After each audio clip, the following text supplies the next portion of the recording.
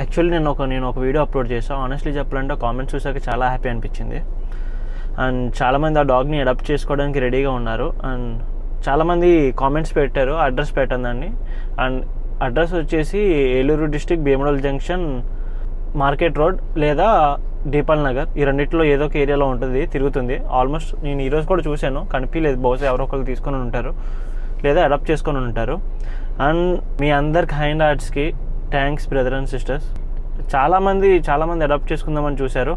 And కానీ ఆ dog previous owner వల్ల ఆ డాగ్ చాలా డిస్టర్బ్ ఫీల్ అయింది.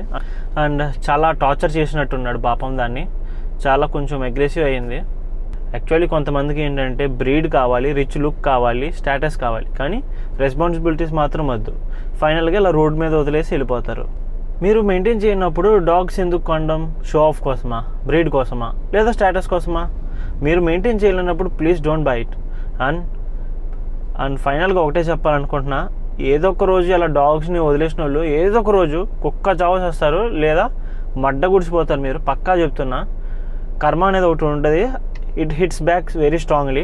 మీకు తగులుతుంది, అది కన్ఫామ్గా ఉంటుంది మీకు అది.